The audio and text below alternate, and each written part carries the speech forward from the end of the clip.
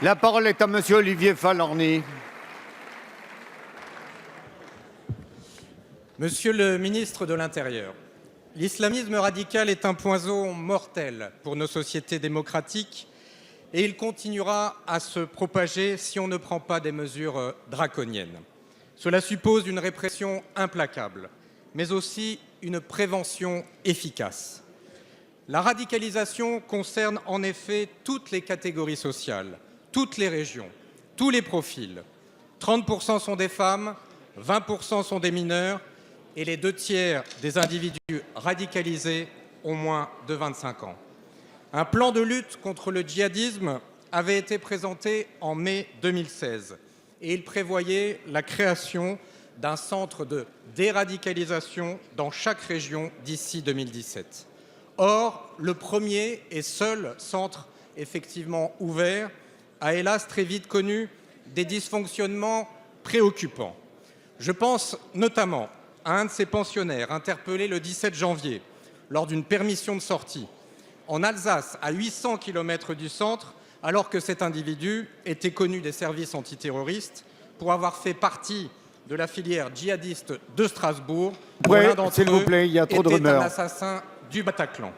Il y a une rumeur continue, il semblerait que seulement 3 personnes soient accueillies dans ce centre alors qu'il peut en recevoir 30. Ce chiffre, s'il était exact, serait affligeant eu égard aux enjeux considérables que constitue la radicalisation de milliers de jeunes en France.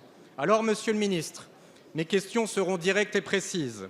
Est-il exact que le seul centre de déradicalisation en France n'accueille aujourd'hui que 3 individus?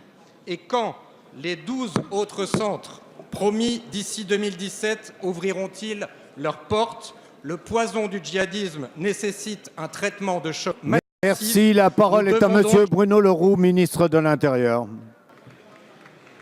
Monsieur le député Olivier Falorni, vous avez entièrement raison.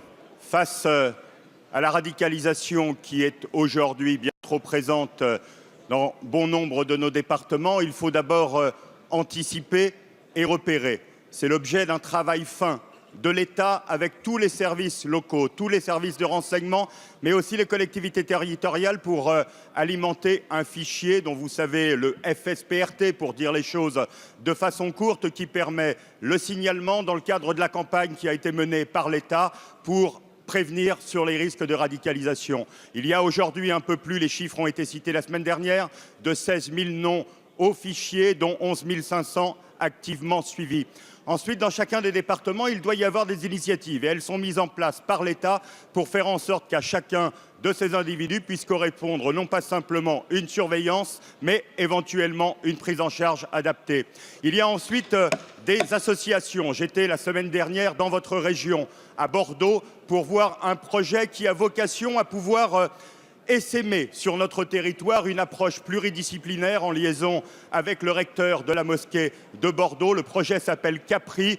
Il est d'une finesse remarquable sur un domaine où il faut avoir beaucoup d'humilité, car la déradicalisation n'est pas chose facile. Enfin, sur le centre de Pontourny, je vous rappelle qu'il s'agit là d'un projet expérimental qui a ouvert depuis 4 mois sur la base du volontariat. Les préfets sont en train d'alimenter, pour la commission qui est chargée de sélectionner les entrées, un certain nombre de cas d'individus radicalisés qui doivent pouvoir le rejoindre dans les délais les plus brefs. Je tirerai les enseignements de cette expérience à la fin de l'année scolaire sur la base de plusieurs dizaines d'individus qui auront pu y être passés et ensuite nous déciderons ou non de la généralisation de ce projet expérimental qui n'est pas le seul sur notre territoire. Merci, monsieur le ministre. Mes chers collègues, il y a vraiment trop de bruit. C'est désagréable pour les intervenants. Je suis sûr que vous avez beaucoup de choses à vous dire les uns les autres, mais si on peut baisser d'un ton, ce sera